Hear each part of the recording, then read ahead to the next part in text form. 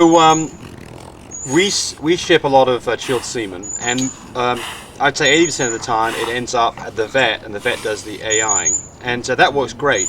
But there's an expenses associated with that, and for timing for some people it's difficult, because especially if they receive the semen on a Saturday and the vet closes at noon, they can get the semen there too late to go put it in their dog. So I've had people ask me, can you do this yourself? And the answer is it's really pretty simple. We do it ourselves all the time. We never use the vet. So I want to bring a couple of things up here. The first thing is how do you know when it's time to inseminate your dog? And there's a number of things that can help you decide that date. One of them is, and we'll look at, this is Gem here, isn't it? So let's turn Gem around. So Gem, we are actually going to inseminate Gem with just fresh water, some distilled water today, because she's actually not quite ready yet. But you can see that she's turning out fairly dark red. It's probably a little early. And you can look at her back end, you can see that she's considerably bigger than she normally is. She'll get kind of rubbery. And our male will try and mount her, and she probably won't allow it. She'll probably kind of allow a little bit of it, and then she'll turn around and kind of make him get off. So those are some indications as to whether or not your dog's ready, but really that's not the best way to do it. The best way to do it is you have a progesterone test, and this is what I use right here. This is 12 tests. It costs $100. By the time I have it shipped, it's about 120 bucks, all told. It costs me about $10 a test. The only thing that you don't have to make this test happen is you have to draw some blood, about 1 or 2 cc's of blood out of your dog. And so that's something that if you haven't done it before, you definitely need to have a vet do it for you, so you can learn to do it yourself, or just simply go to the vet and spend the $5 or $10 the vet will charge you to do that. I'm not going to show you how to do that today, because I think that's something that that's a technique that you need to learn from your vet, not from me as a non-vet. But really it's a pretty simple process. You basically shave a little area on their arm, use a small needle, put an elastic band around their elbow so the vein pops out, use some alcohol to clean it. The trick is just to know how to hit the vein, pull out a couple of cc's, and you follow the directions in this kit right here, and about 15 minutes later you've got your results. You'll know whether it's today to breed the dog, wait a few days, or we're way away from it. Okay, and the way that result comes out is it comes out in a little thing like this that shows a blue spot in the center of it, and the less blue you see, the closer you are to time to inseminate. When it goes completely clear, then you're within a day or two of insemination. But again, you can read up about that, you can get online, but that's a great product, inexpensive, and I use that all the time. Typically I do 2 or 3 tests on a dog to find out the right day to inseminate. So assuming that today is the right day to inseminate, how do you do it? So when you get an insemination, when you get the chilled semen from us, it's going to come to you by overnight delivery, UPS. You want to take it, as soon as you've got it, you want to use it up right away. If you can't use it right away, you need to put that box in the fridge, not the freezer, but the fridge, because the semen needs to be kept at around 4 degrees centigrade, about 40 degrees Fahrenheit. So, assuming that you've now received a package from us, you'll have got a syringe that will be, the end will be cut off, and it'll have somewhere between 5 and 6 C's of semen and extender in it. And you're going to use this directly. You don't do anything to it.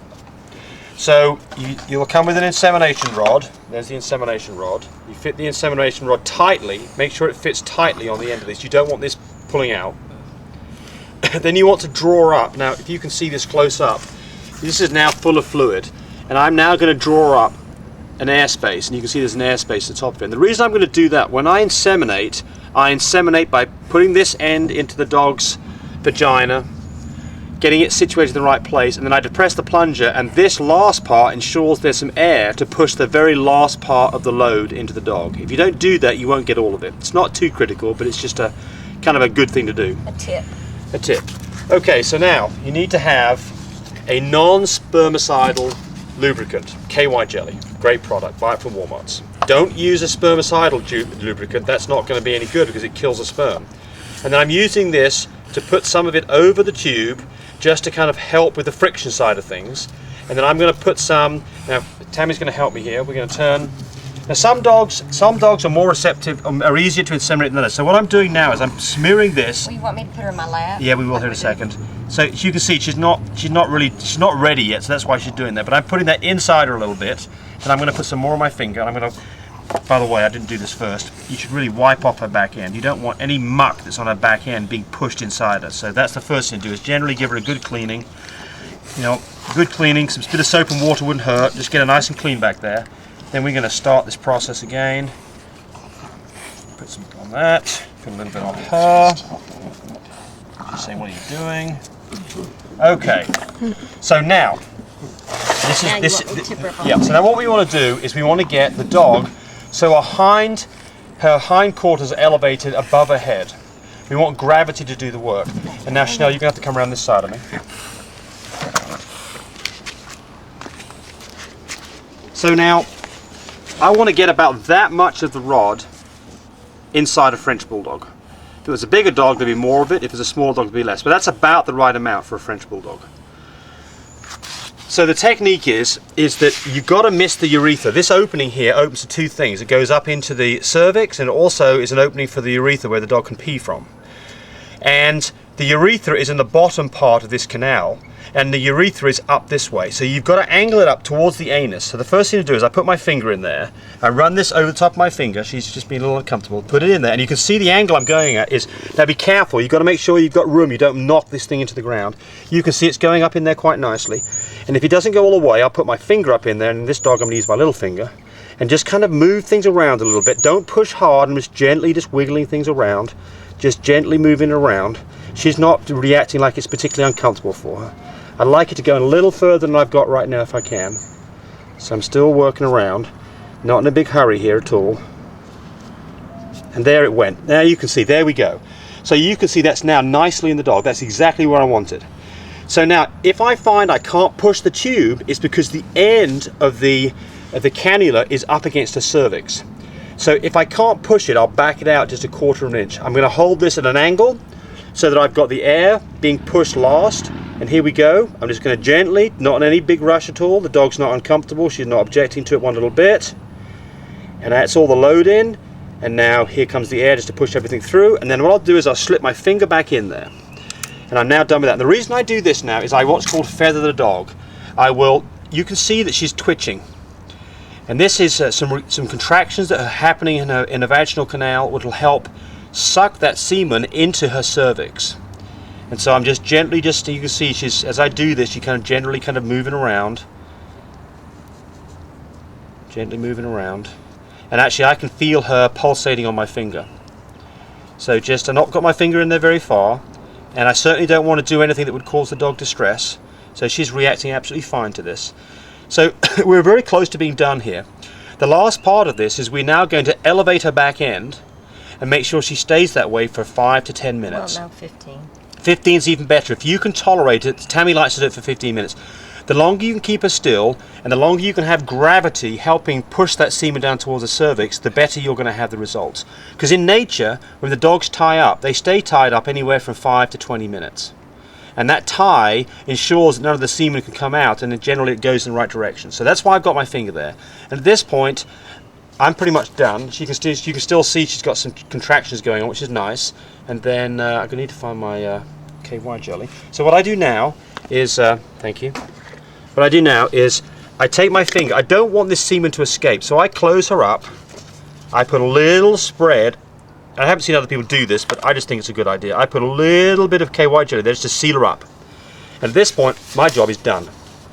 And so now the question is just to keep her steady and quiet. And how you do that is scratching the top of their head, their ears, just anything to relax them while they'll go to sleep. Right. Some people will even hold the dog's legs up all the way. Some dogs don't like that. I think it's unnecessary. As long as you've got gravity doing its thing, I think it's fine. The way how she's laying on your leg too, make sure you're not pressing that belly where it'll. Right, that's exactly right. And no so pressure. We're going to keep like this.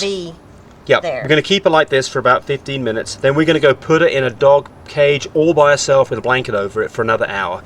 We don't want to go outside and urinating. We don't want her jumping around. We want her just to be quiet so we can let the semen get to her uterus. Just take a nap. Take a nap, exactly. Even overnight. Right. If you need to pick her up to put her in a cage, be careful where you put your hands. Do not put your hands right under her belly, because you may depress her uterus and squish out the semen that you've carefully got into her uterus. So you need to be generally get your hands all the way underneath her. Well, what I do is put my arm under her neck like this, and then I will pick up her. She thinks I'm fixing to pick her up. Yep. But then I take my arms under here with her legs, and then I just kind of either grab an area where I know she's not going to lose some stuff and put her in the cage. Yep, so I think we're probably coming up on time here. How much time have we got there? 10. Oh, great, okay. So, now so when you get this, if you have any questions, you're not sure what to do, you can call me 580-799-1910. That's mine. I'm sorry. Yours. 580-799-2873. So you can call me when you're going to do this. One thing I didn't mention, when you get the semen, you want to get this semen at room temperature. So what we do is we'll put it into a very, very lukewarm water. So just warm it up very gently. Your hand's a great way to do this, and it's probably the best way to do it, is to simply take it out of the container, and as you're getting ready for everything, put that in your hand and give it about 5 minutes to warm this semen up before you inject it into her. So you don't want the semen laying around, you don't want to get it boiling hot, you don't want to get it super cold. You want to take it out of the box, in your hand, warm it up, 5 minutes of this, and then you're ready to go. So there we go. Good luck. Being a good patient. Being a great patient. She's a good dog. She's chocolate. Nope. Oh, she's not. That's right. She's a blue carrier, isn't she? Yeah, she's a blue carrier. That's right. She's a blue carrier. We're thinking about selling her. Oh, are we? I didn't know that. Okay. Yeah. I'm gonna go around and get an angle how you're. Okay. She's about 17 pounds. She's real small. Yep. Nice pretty female. girl. Yep. Say hey. Yep. So I'm just enjoying myself. Yep. She's nice and calm. I usually scratch the top of their heads and they'll go to sleep, or I rub their ears, anything to make them real relaxed while they're sitting there. Okay. Happy Easter, everybody. This is how I pick her up when I'm putting her back in the cage. I lift her legs up like this. Yes. See, I'm not squishing her belly. I'm lifting her up like that, and then I put her in the cage. I get up. Of course, sometimes I'm just sitting in a chair or up on something where I can What you're get seeing up. here is just simply the KY jelly I put on. That's all that is. Yeah, There's no. yeah. She's all sealed up nicely. Yeah. All right. Anywho. Okay. And then I put her in the cage like this. It's really pretty simple. Okay. Bye.